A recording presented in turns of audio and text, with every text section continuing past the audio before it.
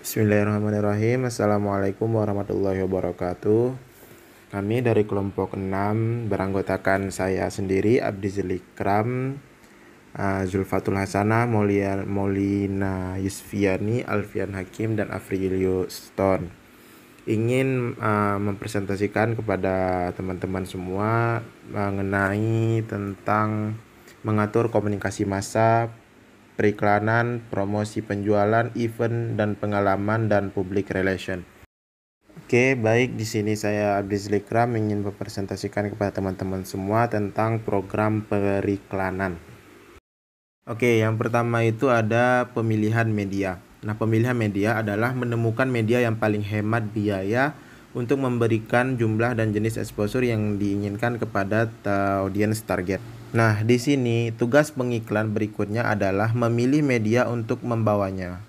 Langkah-langkah di sini adalah menentukan jangkauan, frekuensi, dan dampak yang diinginkan. Memilih di antara lain jenis media utama, memilih kendaraan media tertentu, dan mengatur waktu media dan alokasi geografis. Kemudian pemasar mengevaluasi hasil keputusan ini. Nah, dari jangkauan, frekuensi, dan dampak, pemilihan media, ya seperti yang disebutkan tadi, adalah menemukan media yang paling hemat biaya. Nah, apa yang kita maksudkan dengan jumlah paparan yang diinginkan? Pengiklan mencari sasaran dan respon iklan tertentu dari audiens target, misalnya level target uji coba produk. Tingkat ini tergantung pada antara lain tingkat kesadaran merek, misalkan laju uji coba produk meningkat pada tingkat yang semakin berkurang dengan tingkat kesadaran audiens, seperti yang ditunjukkan pada gambar yang teman-teman lihat di samping. Nah, gambar yang teman-teman lihat itu menunjukkan hubungan antara kesadaran dan jangkauan audiens. Nah, kesadaran audiens akan semakin besar jika semakin tinggi jangkauan, frekuensi, dan dampak paparan. Memilih di antara media utama. Jenis-jenis perencana media harus mengetahui kapasitas dari jenis-jenis media iklan utama untuk memberikan jangkauan, frekuensi, dan dampak pada media iklan utama beserta biaya, keuntungan, dan batasnya. Nah, perencana media membuat pilihan mereka dengan mempertimbangkan faktor-faktor seperti kebiasaan media audiens target, karakteristik produk, persyaratan pesan, dan biaya. Nah, kemudian ada opsi tempat iklan. Nah, tempat iklan atau iklan di luar rumah adalah kategori luas termasuk banyak bentuk kreatif dan tak terduga untuk menarik perhatian konsumen dimanapun mereka bekerja, bermain, dan tentu saja berbelanja dong. Nah, pilihan populer termasuk papan iklan, ruang publik, penempatan produk, dan tempat pembelian. Nah, yang pertama itu ada yang namanya baliho, yaitu papan iklan menggunakan gambar berwarna yang diproduksi secara digital. Ada yang cahaya latar, suara, gerakan, dan gambar yang tidak biasa. Terus kemudian ada iklan space publik.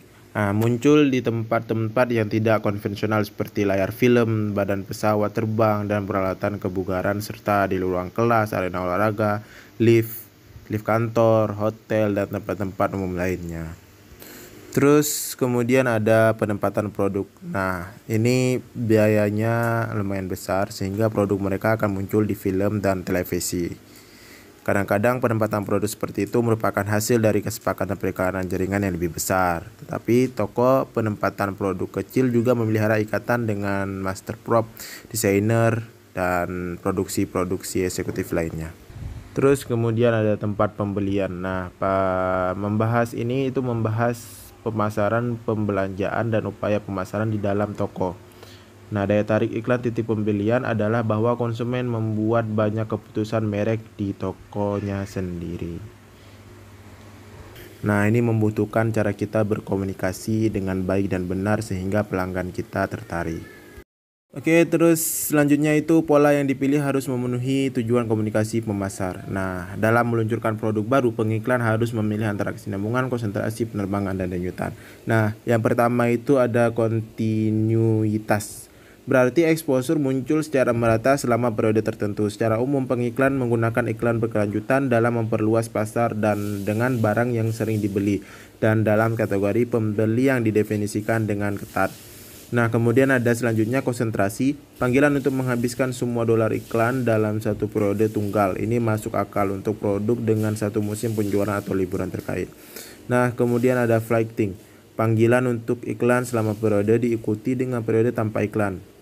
Nah, diikuti juga dengan periode kedua aktivitas periklanan. Ini berguna ketika dana terbatas, siklus pembelian relatif jarang, atau item bersifat musiman. Kemudian ada pulsing, yaitu adalah iklan terus-menerus pada level rendah, diperkuat secara berskala oleh gelombang aktivitas yang lebih berat. Ini mengacu pada kekuatan iklan dan penerbangan yang berkesinambungan untuk membuat strategi penjadwalan kompromi. Mereka yang menyukai denyutan percaya bahwa audiens akan mempelajari pesan secara lebih menyeluruh dan dengan biaya yang lebih rendah bagi perusahaan. Oke, kemudian yang terakhir di sini saya akan menjelaskan tentang mengevaluasi efektivitas periklanan. Nah, sebagian besar pengiklan mencoba mengukur efek komunikasi dari sebuah iklan, yaitu dampak potensial terhadap kesadaran, pengetahuan, atau preferensi. Mereka juga ingin mengukur efek penjualnya. Nah, penelitian pertama itu ada penelitian efek komunikasi. Penelitian efek komunikasi yang disebut pengujian salinan berupaya menentukan apakah suatu iklan berkomunikasi secara efektif. Nah, pemasar harus melakukan tes ini baik sebelum iklan dimasukkan ke media maupun setelah dicetak atau disiarkan. Kemudian, kritik protes menyatakan bahwa agensi dapat merancang iklan yang menguji dengan baik tetapi mungkin tidak berkinerja baik di pasar. Para pendukung berpendapat bahwa informasi diagnostik yang bermanfaat dapat muncul dan bahwa pretest tidak boleh digunakan sebagai kriteria keputusan tunggal, diakui secara luas sebagai salah satu pengiklan terbaik di seluruh dunia. Nah, kemudian yang kedua itu riset efek penjualan. Nah, apa yang dihasilkan oleh suatu iklan dengan meningkatkan kesadaran mereka sebesar 20% dan preferensi mereka sebesar 10%. Semakin sedikit atau lebih banyak faktor lain yang dapat dikontrol seperti fitur dan harga, semakin mudah untuk mengukur efek iklan terhadap penjualan. Nah, dampak penjualan paling mudah diukur dalam situasi pemasaran langsung dan paling sulit dalam iklan membangun citra merek atau perusahaan. Oke, selanjutnya akan dilanjutkan oleh Molina Yusfiani.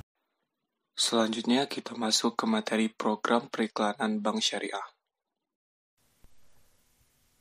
Yang pertama akan kita bahas ialah pengertian iklan. Iklan merupakan alat promosi untuk menyampaikan pesan produk kepada calon pelanggan.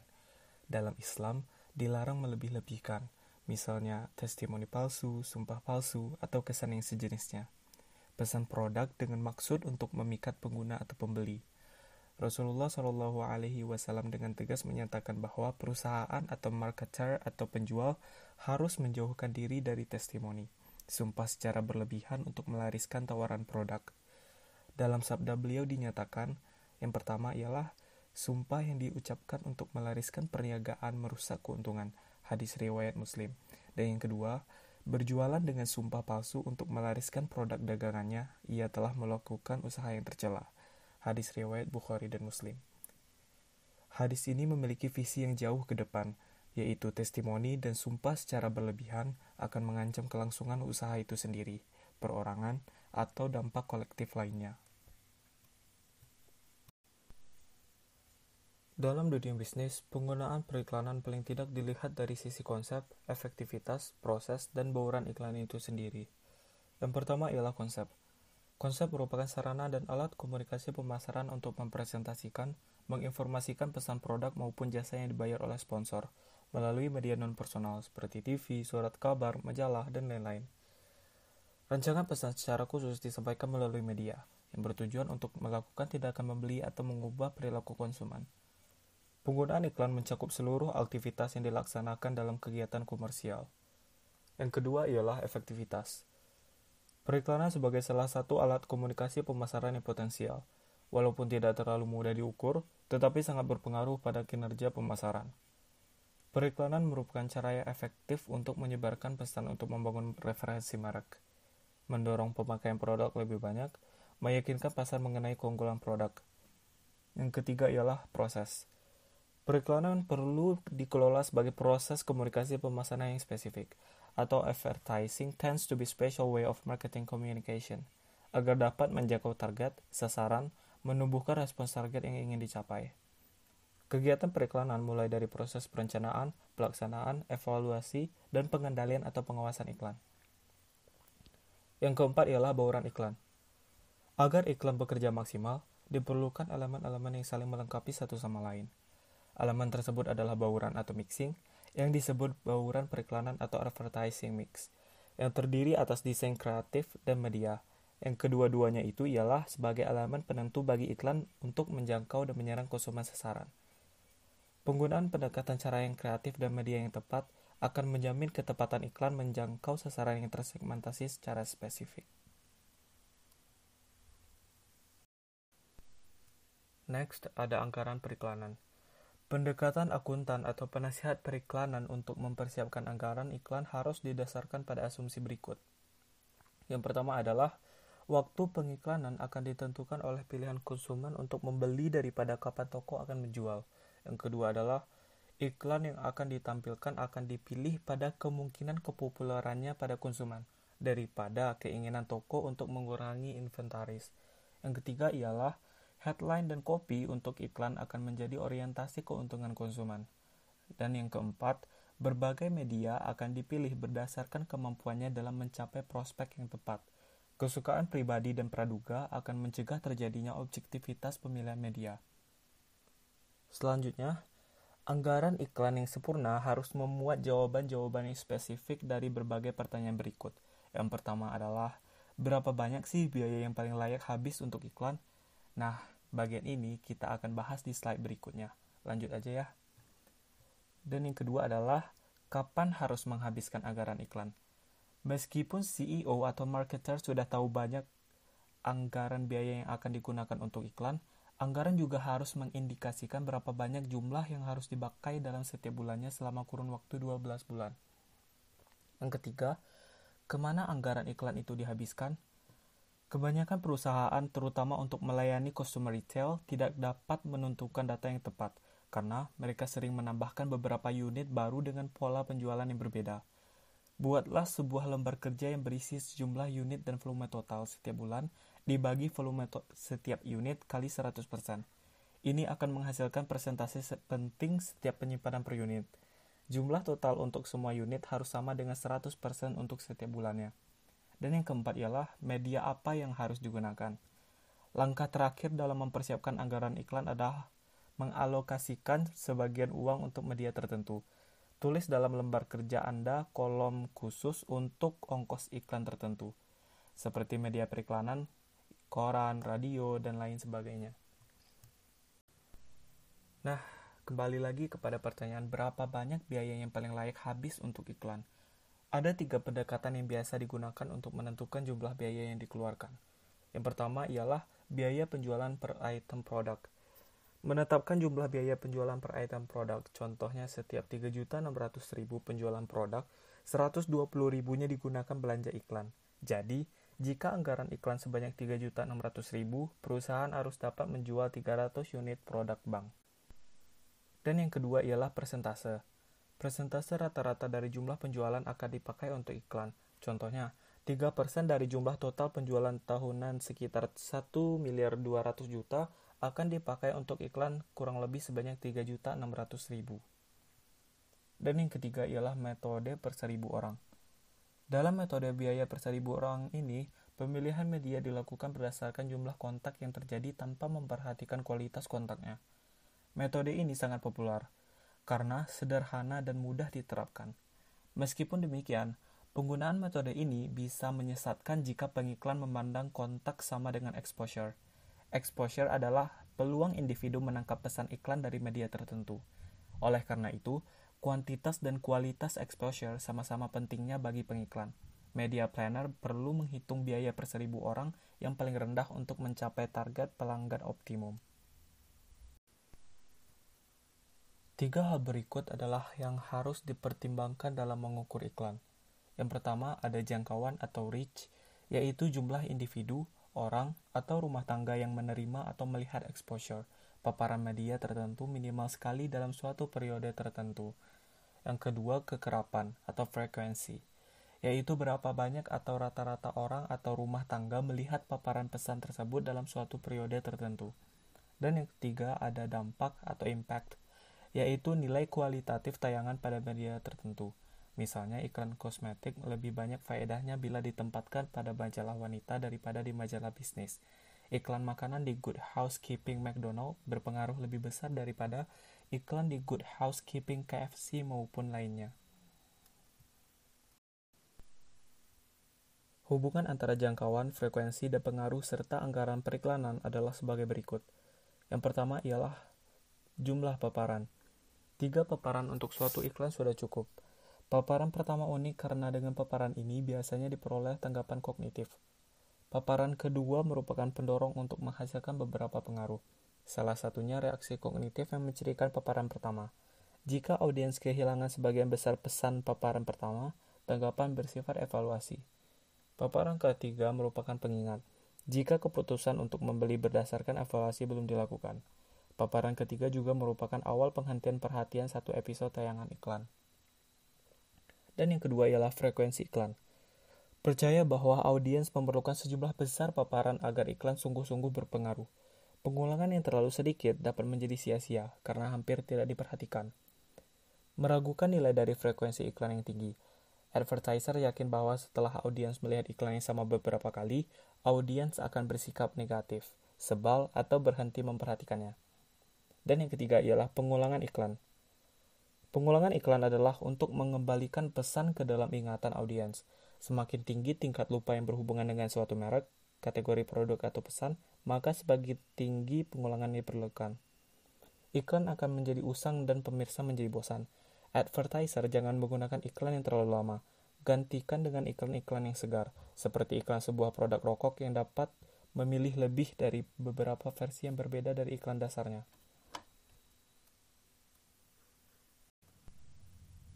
Selanjutnya yang akan kita bahas ialah membuat iklan agar bekerja efektif. Yang pertama ialah melihat kebutuhan konsumen. Kebutuhan konsumen ini mencakup atas kebutuhan fisiologis, contoh lapar, haus, istirahat, udara, pakaian, dan lain-lain. Yang kedua, keamanan. Contoh kebutuhan akan rasa aman, bebas, perlindungan, stabilitas, jaminan, dan lain-lain. Dan yang ketiga, love belonging. Contoh, kebutuhan untuk dicintai, diperhatikan, diterima oleh keluarga dan kelompok, dan lain-lain. Dan yang keempat, self-esteem. Contoh, kebutuhan untuk dikenal, penghargaan, prestise, tanggung jawab, mandiri, apresiasi, dan lain-lain. Dan yang kelima, aktualisasi diri. Contoh, kebutuhan untuk kepuasan diri, hasrat untuk memenuhi tujuan-tujuan pribadi atau aspirasi, dan lain-lain. Dan cara yang kedua untuk membuat iklan agar bekerja efektif ialah teknik mempresentasikan iklan. Keputusan membeli secara spiritual, rasional, emosi, sosial, dan ego murni mempengaruhi perilaku. Jangan mengabaikan pendekatan itu. Sebagai contoh, warna merah dapat mendorong hasrat pembeli. Menggunakan warna merah dalam iklan tulisan dapat membangkitkan ketertarikan pembaca. Dan yang ketiga, menentukan layout dan desain. Menurut penelitian perilaku manusia bahwa dari berbagai bentuk persegi panjang yang vertikal dengan lebar sekitar 3 cm dengan kedalaman 5 cm adalah banner iklan yang paling banyak diminati. Dunia periklanan menganggapnya sebagai golden layout. Dipercaya bahwa pesan iklan lebih mudah dibaca dan diterima ketika dipresentasikan dalam ukuran ini. Dan yang keempat ialah mengkomunikasikan layout yang diinginkan ke dalam bentuk cetak. Berikut ini panduan membuat layout. Yang pertama ialah headline. Headline adalah kontak pertama antara pembaca dengan pesan. Janjikan mereka keuntungan. Sampaikan bagaimana mereka akan merasa puas jika membaca keseluruhan iklan. Gunakan kata kerja yang kuat. Misal, hemat 120.000 adalah headline yang lebih kuat daripada menghemat 120.000. Cetak headline pada bagian kanan layout. Isi dengan lebar yang diinginkan dengan memperhitungkan ukuran tulisan yang akan dipakai. Pada setiap baris, letakkan kata-kata yang diinginkan dan gunakan tulisan yang besar. Dan yang kedua ialah ilustrasi. Ilustrasi, gunakan mesin copy, iklan, dan pastekan foto atau artwork pada lembar layout. Ada 3 alasan penting untuk memakai ilustrasi pada iklan. Yang pertama, untuk menarik perhatian, dan yang kedua, untuk mengilustrasikan item yang akan ditampilkan, dan yang ketiga, untuk menciptakan mood dalam pikiran pembaca. Dan yang ketiga ialah copy. Yang dimaksud copy di sini ialah teks iklan. Marketer perlu mengerti 3 prinsip copy yang bagus agar iklan lebih efektif. Yang pertama ialah copy yang baik harus jelas, dan yang kedua copy yang baik harus tegar, dan yang ketiga copy yang baik harus ringkas tetapi padat. Jangan menggunakan kata-kata atau tulisan besar jika tulisannya lebih kecil dapat membuat artinya lebih jelas. Gunakan warna yang menarik dengan deskripsi yang jelas, dan penggunaan kata pilihan yang tepat adalah kunci sukses iklan. Ingat bahwa ketika pesan dicetak dalam huruf kapital, maka akan sulit bagi pembaca untuk tertarik pada iklan itu. Bahkan pada headline pun, huruf kapital harus dihindari. Dan yang keempat ialah harga. Ide yang bagus untuk menampilkan harga pada layout. Tampilkan harga di tempat yang diinginkan. Apakah marketer harus mencantumkan harga pada iklan? Ya, karena dengan mencantumkan harga dapat memberi pertimbangan pada nasabah apakah produk tersebut bernilai dan memiliki nilai. Dan selanjutnya adalah logo. Buatlah kopi logo dan tempatkan di tempat yang diinginkan. Menciptakan desain logo yang eksklusif dapat mempermudah nasabah mengidentifikasi produk. Gunakan logo secara konsisten pada semua produk. Gunakan pada semua jenis iklan yang digunakan. Dan yang terakhir ialah tipe. Tipe tampilan perwajahan atau face yang digunakan dalam iklan memainkan peranan penting dalam penyampaian pesan. Rancangan pesan iklan harus dapat menciptakan kekuatan daya tarik tertentu yang dilihat dari pelanggan dalam mengharapkan manfaat dari suatu produk untuk memperoleh kepuasan religius, rasional, perasaan, sosial, maupun ego. Pelanggan akan memvisualisasikan berdasarkan results of use experience, product and use experience, dan incidental to use. Nah, bagian ini dapat kita lihat pada tabel berikut. Selanjutnya yang akan kita bahas ialah media yang tersedia bagi pengiklan. Yang pertama, pilihan medianya. Ada koran gratis, surat langsung, majalah, brosur, radio, televisi, media outdoor, media lain. Yang kedua, matching audience dan karakteristik media. Pendekatan lainnya untuk memilih media adalah dengan menentukan target khalayak, lalu membandingkan karakteristiknya dengan karakteristik berbagai media. Prosedurnya adalah sebagai berikut. Yang pertama, kumpulkan data-data rinci tentang pelanggan. Yang kedua, mempelajari cakupan atau coverage suatu media. Dan yang ketiga, membandingkan kedua informasi di atas untuk menentukan pilihan media pendahuluan. Yang keempat, mengkaji pemilihan media pendahuluan itu dari aspek lainnya, seperti aspek kebiasaan target khalayak terhadap media, jenis produk, bentuk pesan, dan media penggunaan media. Dan yang kelima, anggaran iklan dialokasikan ke media yang dipilih. Dan yang ketiga ialah brand recall. Mengingat kembali merek, memperlihatkan bahwa internet mengungguli majalah, koran, serta televisi dalam hal mengingat merek. Setelah melihat iklan di internet, pelanggan menunjukkan kemampuan mengingat merek 27% lebih besar dari sebelumnya. Hal ini dibandingkan dengan 26% untuk majalah, 23% untuk koran, dan 17% untuk televisi. Dan yang keempat, generating product interest. Pelanggan lebih tertarik sebesar 44% untuk lebih banyak belajar mengenai sebuah produk sesudah melihat spanduk iklan dibandingkan sebelumnya. Jumlah ini serupa untuk majalah, tetapi sedikit lebih rendah untuk televisi, yang jumlah perbandingannya adalah 46%. Dan yang kelima, generating brand awareness. Internet menunjukkan dapat meningkatkan kesadaran terhadap sebuah merek dengan nilai rata-rata 14%, lebih rendah dari televisi dan majalah dengan nilai sebesar 36% dan 29%. Dan yang keenam ialah cost effectiveness. Efektivitas biaya internet adalah $3,5.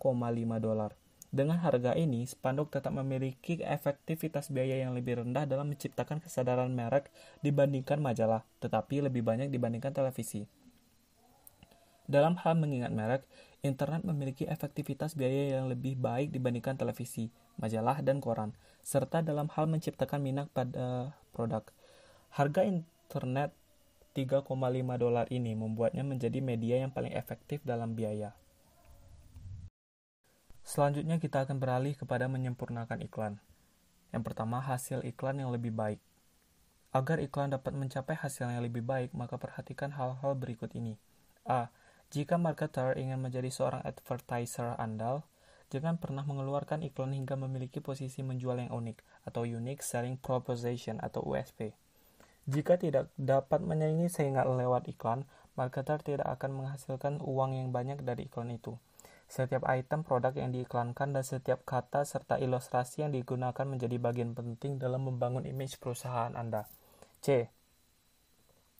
Kemampuan untuk membangun USP tergantung pada apa yang diharapkan. Bagaimana seharusnya image yang ingin diciptakan. maka lakukanlah berbagai hal yang dapat memperkuat dalam membangun image tersebut.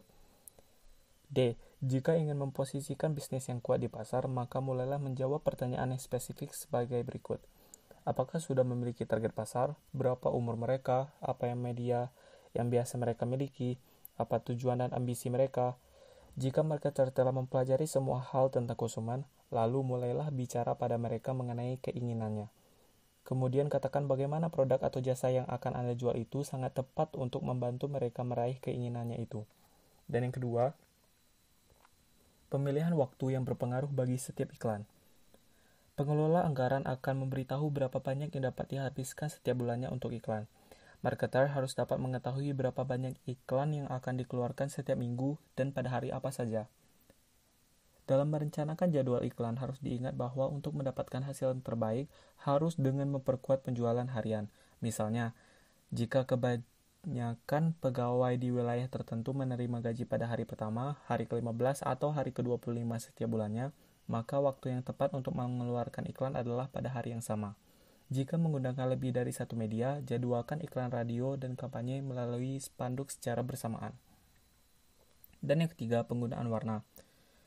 Marketer harus sadar betul bahwa warna tidak kalah pentingnya sebagai salah satu cara agar iklan memiliki daya tarik tertentu.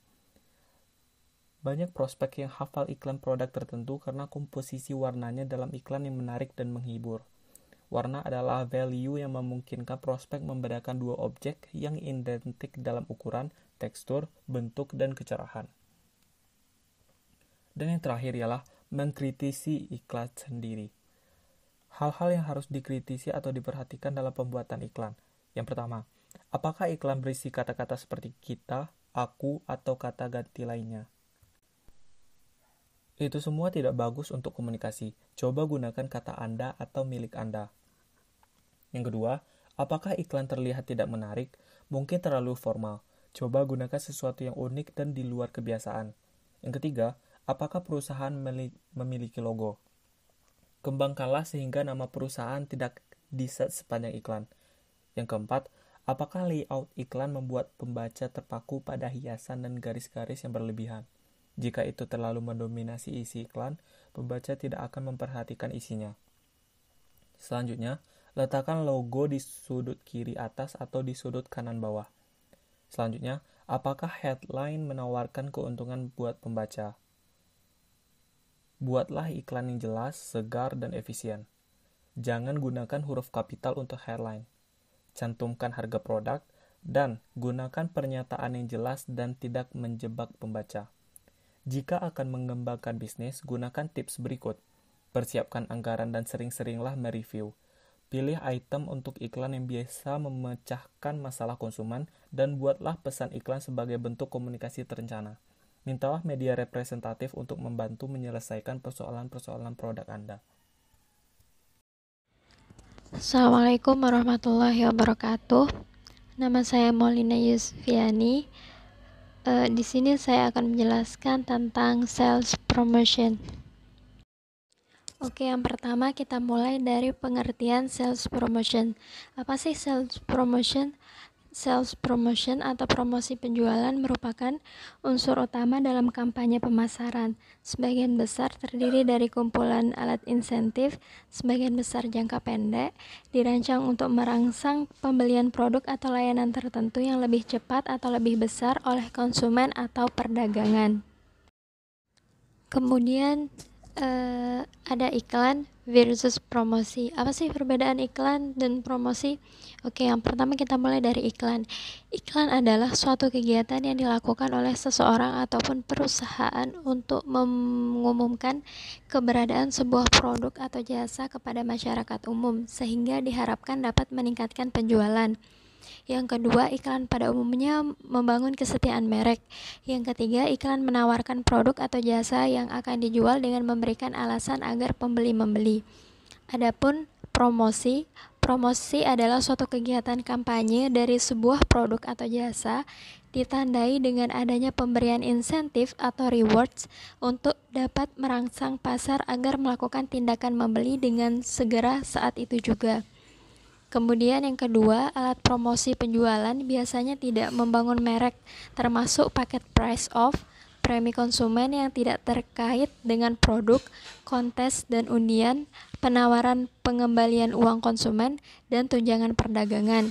Yang terakhir, beberapa alat promosi penjualan adalah bangunan waralaba konsumen. Nah, bangunan waralaba konsumen ini adalah hubungan yang terjalin antar konsumen, di mana mereka memberikan pesan penjualan bersama dengan kesepakatan seperti sampel gratis, penghargaan frekuensi, kupon dengan pesan penjualan, dan premi yang terkait dengan produk. Kemudian kita masuk pada major decision. Nah, dalam menggunakan promosi penjualan, perusahaan harus yang pertama menetapkan tujuan, yang kedua memilih alat-alat, yang ketiga mengembangkan program, yang keempat mengimplementasikan dan mengontrol, dan yang kelima mengevaluasi hasil. Nah, poin-poinnya akan kita bahas pada slide selanjutnya. Yang pertama kita akan membahas tentang menetapkan tujuan. Tujuan promosi penjualan berasal dari tujuan komunikasi, yang berasal dari tujuan pemasaran dasar untuk produk tersebut. Tujuan promosi diklasifikasikan menjadi 3. Yang pertama untuk konsumen, yang kedua untuk pengecer, dan yang ketiga untuk tenaga penjualan. Untuk konsumen sendiri, tujuan promosi itu ada 3. Yang pertama, mendorong pembelian yang lebih sering, atau dengan kata lain, mendorong agar konsumen lebih sering membeli dengan pembelian yang dilakukan dalam jumlah banyak.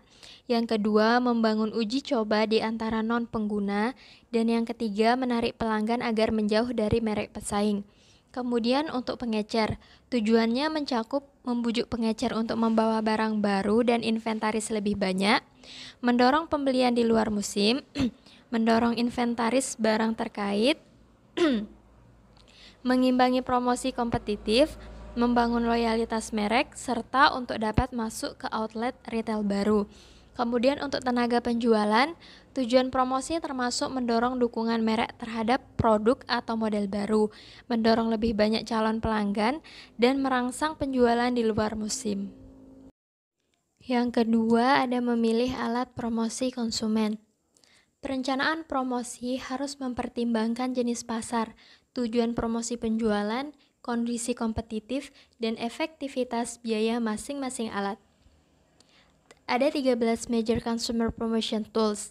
Yang pertama ada samples, yaitu menawarkan produk atau jasa secara cuma-cuma, seperti dari rumah ke rumah, dikirim lewat pos, diberikan di toko, diberikan dengan produk lain, atau diberikan dalam tawaran iklan. Yang kedua ada coupons, yaitu sertifikat yang memberikan si pemberi hak atas pembelian produk sertifikat yang telah ditentukan.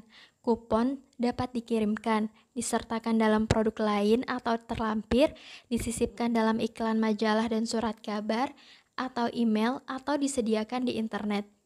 Kemudian yang ketiga ada cash refund offers, yaitu memberikan pengurangan harga setelah pembelian daripada di toko retail.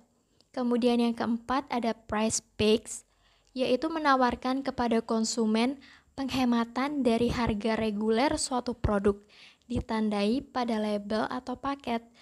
Contohnya, pembelian paket sikat gigi dan pasta gigi dengan harga lebih murah daripada membeli secara terpisah.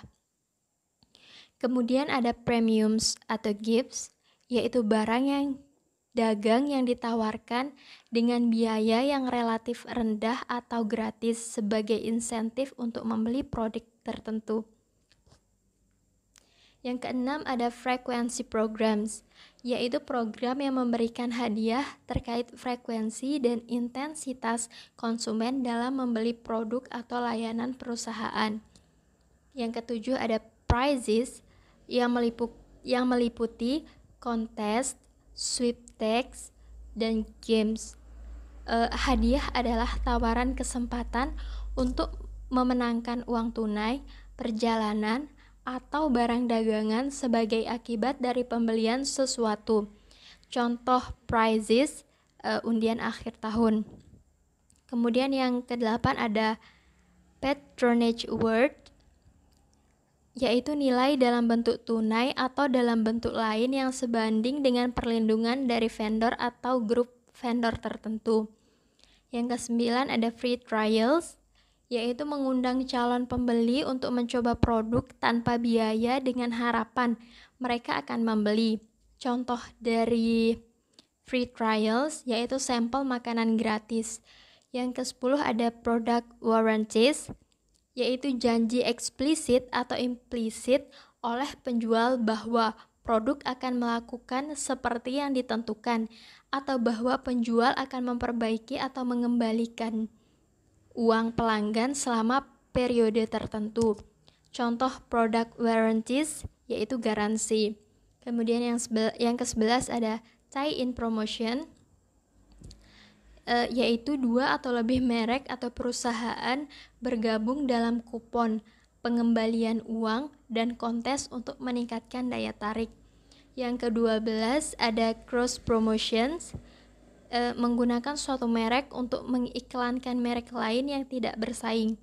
Yang ke-13 ada point of purchase, displays and demonstration, POP berlangsung di titik pembelian atau penjualan. Ini ada beberapa contoh dari major consumer promotion tools. Yang pertama ada contoh coupons. Saya mengambil contoh ini dari couponsnya Pizza Hut, di mana ketika konsumen itu melakukan minimum pembelian 100.000 di Pizza Hut, maka akan mendapat diskon 20.000. Kemudian ada frequency programs, contohnya yang ini ketika pembeli atau pelanggan membeli suatu paket makanan di McDonald's, maka akan mendapat 1 buah gelas. Kemudian ada price packs, contohnya itu paket makanan di McDonald's, di mana tadi price packs itu merupakan penawaran kepada konsumen penghematan dari harga reguler suatu produk yang ditandai pada label atau paket. Nah, untuk industri perbankan syariah sendiri, saya mengambil beberapa sampel dari major consumer promotion tools seperti price packs. Tadi kita sudah membahas price packs itu merupakan penawaran kepada konsumen penghematan dari harga reguler suatu produk yang ditandai pada label atau paket. Nah, di sini BNI Syariah melakukan promosi terhadap produknya berupa BNI kartu debit, di mana apabila pelanggan ingin membeli tiket Cinema XX1 menggunakan kartu debit BNI, maka akan memperoleh buy one get one, yang artinya apabila nasabah ingin membeli 2 tiket cukup membayar seharga 1 tiket. Semisal harga tiketnya 35.000. Nah, apabila nasabah atau pelanggan menggunakan kartu BNI debit, maka cukup membayar seharga 1 tiket senilai 35.000. Kemudian contoh yang kedua ada cross promotion. Nah, tadi cross promotion merupakan penggunaan satu merek untuk mengiklankan merek lain yang tidak bersaing. Nah, di sini BNI Syariah mengiklankan produknya berupa Hasanah Card. Nah, di mana selain mengiklankan produknya yang berupa Hasanah Card, BNI juga melakukan promosi Shopee, Tokopedia, dan lain sebagainya. Kemudian yang terakhir adalah frekuensi program. Di sini contohnya seperti hadiah program berhaji sekeluarga yang diadakan oleh BNI Syariah dan hadiah langsung. Serta yang terakhir ada contoh dari coupons. Contoh kuponnya di sini yaitu gift voucher. Selanjutnya yaitu memilih alat promosi perdagangan. Ada 3 major trade promotion tools. Yang pertama ada price off, or off invoice, or off list, yaitu diskon langsung dari harga daftar pada setiap case yang dibeli selama periode waktu yang ditentukan. Kemudian ada allowance, yaitu jumlah yang ditawarkan sebagai imbalan bagi pengecer yang setuju untuk menampilkan produk-produk pabrik dengan cara tertentu. Yang ketiga ada free goods, yaitu menawarkan barang dagangan tambahan kepada para perantara yang membeli kuantitas tertentu atau yang memiliki rasa atau ukuran tertentu. Contoh free goods ini semisal reseller. Nah, mengapa produsen perlu menggunakan sejumlah alat promosi perdagangan?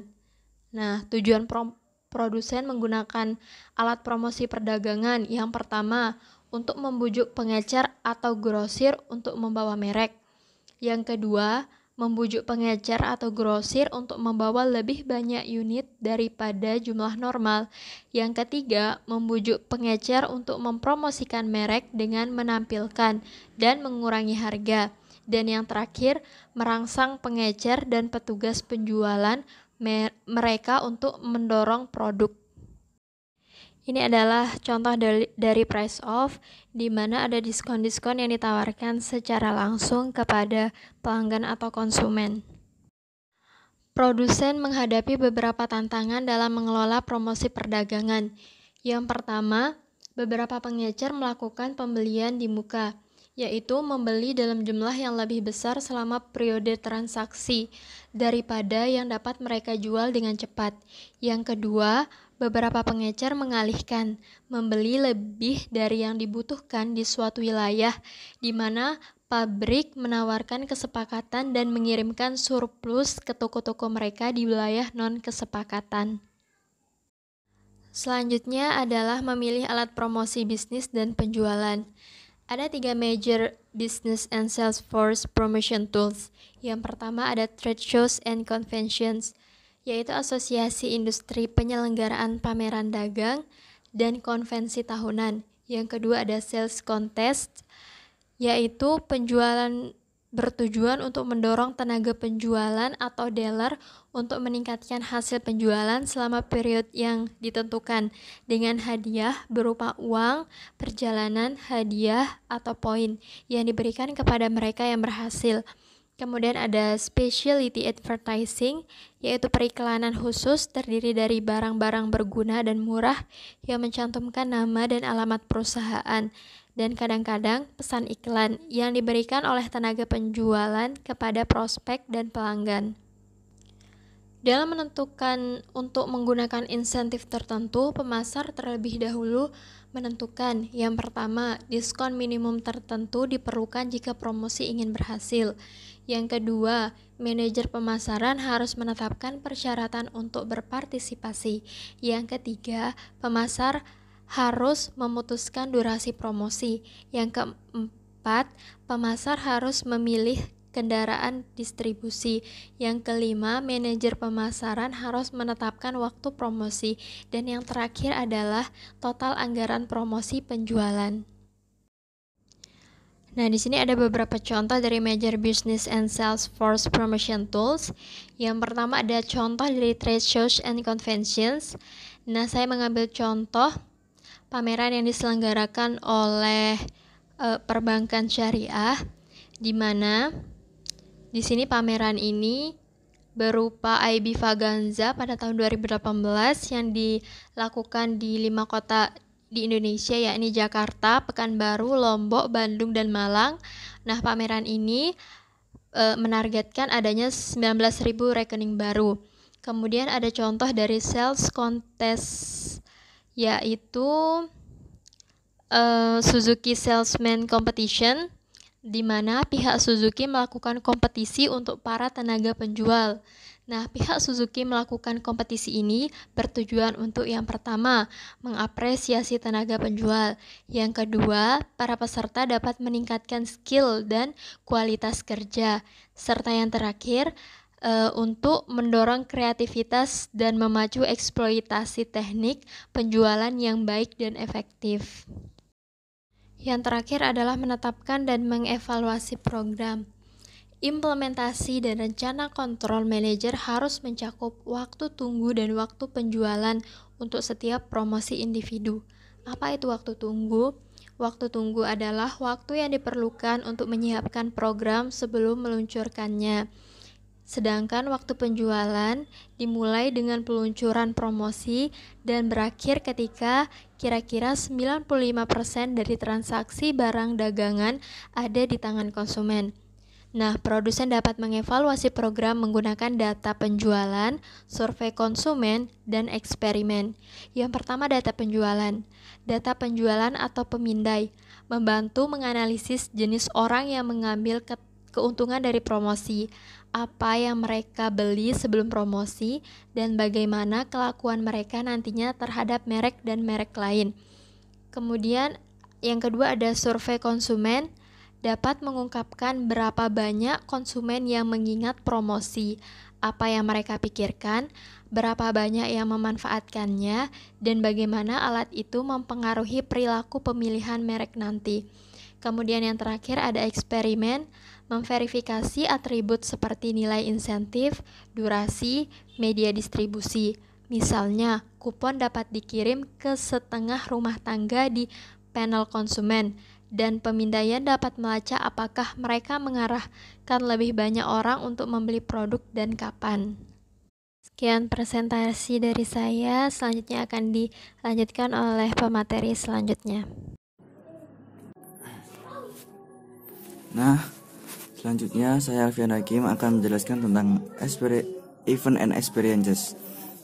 Nah, laporan sponsorship IAG memperkirakan bahwa para pemasar menghabiskan 19,8 USD miliar untuk sponsor di Amerika Utara selama 2013, dengan 70% pergi ke olahraga, 10% lainnya untuk wisata dan atraksi hiburan, 4% untuk festival pameran dan acara tahunan, 4% untuk seni, 3% untuk asosiasi dan organisasi keanggotaan, dan 9% menyebabkan pemasaran. Nah, dari sini kita tahu bahwa berapa pentingnya event and experiences bagi pemasaran. Nah, selanjutnya yaitu tujuan event. Pemasar melaporkan sejumlah alasan untuk mengsponsori event. Yang pertama yaitu untuk mengidentifikasi dengan target pasar atau gaya hidup tertentu.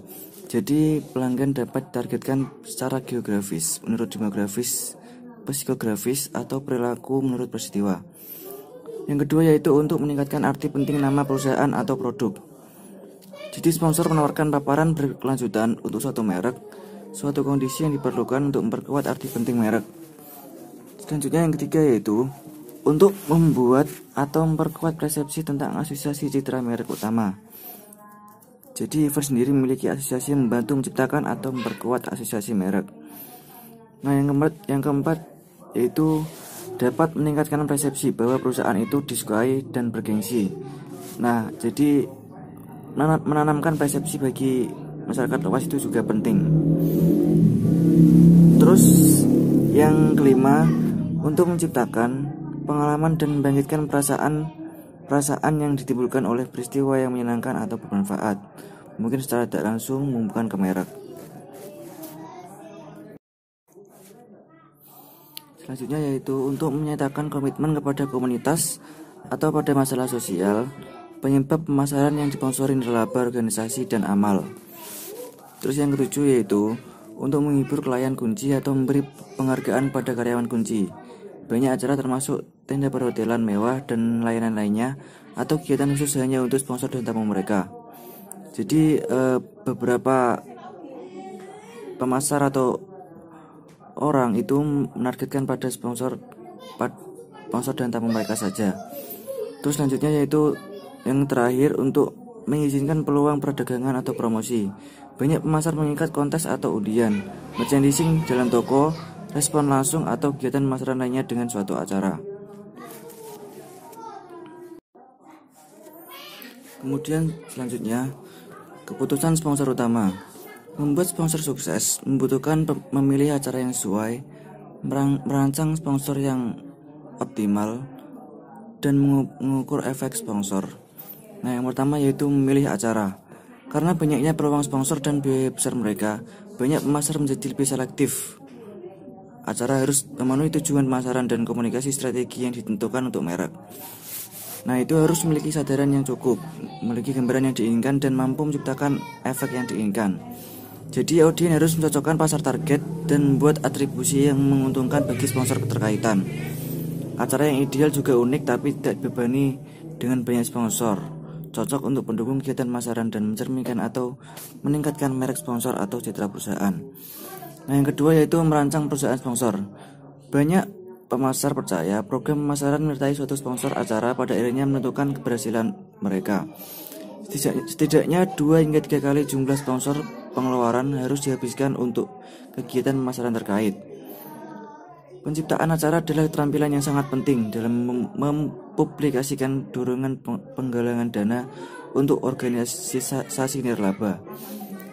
Penggalangan dana telah mengembangkan daftar besar acara-acara khusus, termasuk perayaan ulang tahun, pameran seni, lelang, malam manfaat, penjualan buku, penjualan kue, dan lainnya. Terus yang ketiga yaitu mengukur kegiatan sponsorship. Merupakan tantangan untuk mengukur keberhasilan acara. Pemasaran Memo adalah mengukur program sponsorship kinerja tinggi, menawarkan beberapa panduan dari para pakar industri IEG. Metode sisi penawaran untuk mengukur keberhasilan suatu acara menilai lipatan media, misalnya jumlah detik merek terlihat jelas di layar televisi atau kolom inci clipping pers yang menyebutkannya.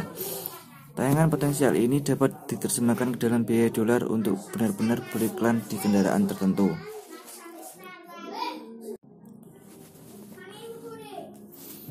Nah, selanjutnya yang terakhir yaitu menciptakan pengalaman. Sebagian besar pemasaran akar rumput lokal adalah pemasaran berdasarkan pengalaman, yang tidak hanya mengkomunikasikan fitur dan manfaat, tetapi juga menghubungkan produk atau layanan dengan pengalaman unik dan menarik. Idenya bukan untuk menjual sesuatu, tapi untuk menunjukkan bagaimana suatu merek dapat memperkaya kehidupan pelanggan. Jadi ketika pemasar itu berpengalaman, maka idenya bukan hanya untuk menjual sesuatu, tapi untuk menunjukkan bagaimana suatu merek dapat memperkaya kehidupan pelanggan. Banyak perusahaan membuat sendiri acara dan pengalaman untuk menciptakan minat dan keterlibatan konsumen dan media. Nah, sekian untuk materi event and experiences. Oke, selanjutnya saya Zulfatul Hasanah NIM 181080265 akan menjelaskan tentang public relation, marketing public relation, dan major public relation. Kemudian mengenai public relation, perusahaan tidak hanya harus berhubungan secara konstruktif dengan pelanggan, pemasok, dan dealer, akan tetapi perusahaan juga harus berhubungan dengan sejumlah besar masyarakat yang tertarik. Nah, di sini dijelaskan pengertian publik adalah kelompok apapun yang memiliki kepentingan aktual atau potensial atau yang berdampak pada kemampuan perusahaan untuk mencapai tujuannya. Hubungan masyarakat atau yang kita sering sebut sebagai public relation mencakup berbagai program untuk mempromosikan atau melindungi citra perusahaan atau produk individual. Jadi, fungsi seorang public relation di sini adalah menjaga citra perusahaan tertentu agar perusahaan tersebut tetap memiliki nama baik di dalam pandangan masyarakat, seperti itu. Nah, kemudian perusahaan yang bijak akan mengambil langkah konkret untuk mengelola hubungan yang sukses dengan publik utamanya. Sebagian besar memiliki departemen hubungan masyarakat yang memantau sikap publik organisasi dan juga mendistribusikan informasi dan komunikasi untuk membangun niat baik. Adapun cara perusahaan melakukan 5 fungsi untuk mendistribusikan informasi dan komunikasi tersebut dengan 5 cara, yaitu yang pertama dengan melakukan hubungan pers. Yang dimaksud adalah menyajikan berita dan informasi tentang organisasi dengan cara yang paling positif, seperti itu. Kemudian yang kedua, publisitas produk.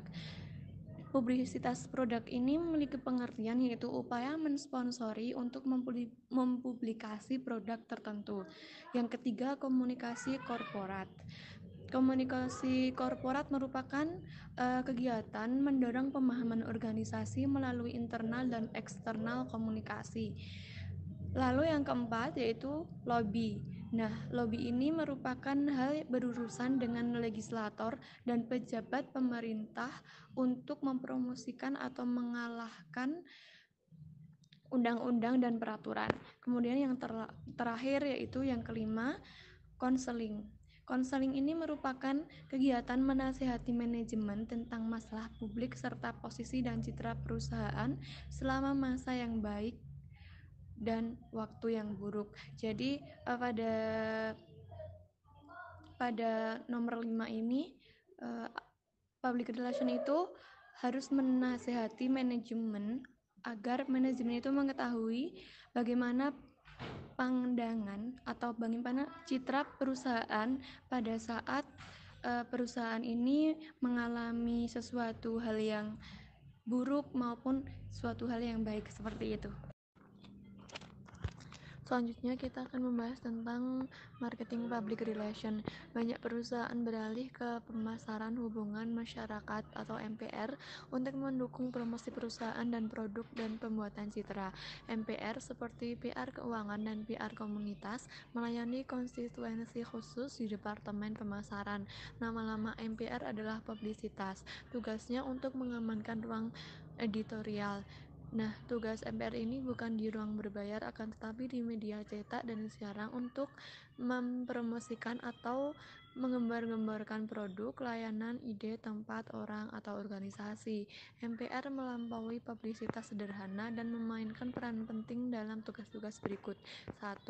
Meluncurkan produk baru. Keberhasilan komersial satu kali yang luar biasa dari mainan seperti Leapfrog, Beanie Babies, dan Silly Bands berutang banyak pada publisitas yang kuat. Kemudian yang kedua, mereposisi produk dewasa. Dalam studi kasus public relation klasik di New York City memiliki pers yang sangat buruk pada tahun 1970-an sampai ada kampanye I Love New York. Nah, kemudian yang ketiga yaitu membangun minat dalam kategori produk. Perusahaan dan asosiasi perdagangan telah menggunakan MPR untuk membangun kembali minat pada komoditas yang menurun seperti telur, susu, daging sapi, dan kentang untuk memperluas konsumsi produk-produk seperti teh, babi, dan jus jeruk. Nah, yang keempat yaitu mempengaruhi kelompok sasaran tertentu, misalnya McDonald. McDonald mensponsori acara khusus di lingkungan masyarakat Latin, Afrika, dan Amerika untuk membangun niat yang baik. Selanjutnya, mempertahankan produk yang mengalami masalah publik. Para profesional public relation harus mahir dalam mengelola krisis, seperti yang diliput oleh merek-merek terkenal seperti Tylenol, Toyota, dan BP dalam beberapa tahun terakhir ini.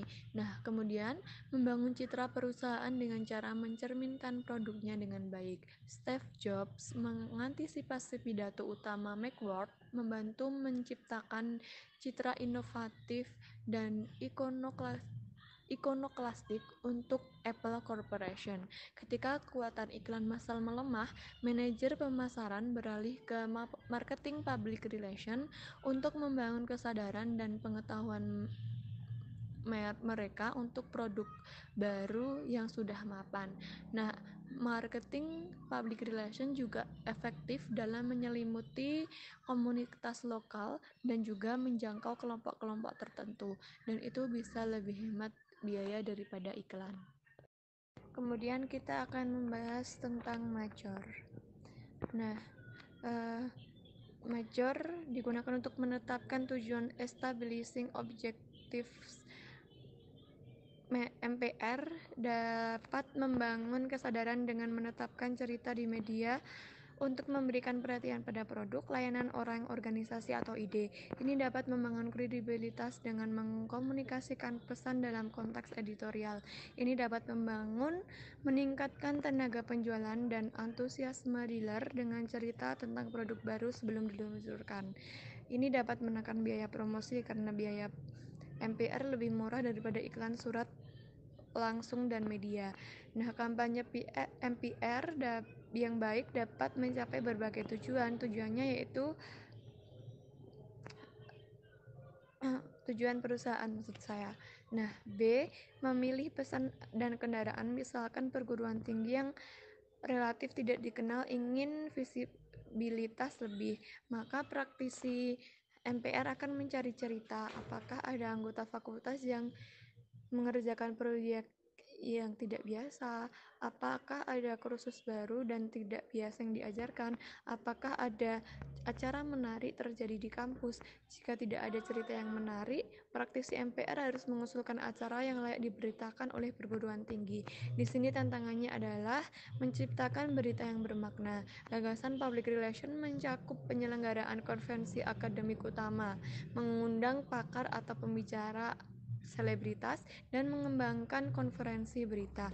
Setiap acara dan kegiatan adalah kesempatan untuk mengembangkan banyak cerita yang ditujukan pada audiens yang berbeda. Sementara praktisi public relation mencapai target publik mereka melalui media massa.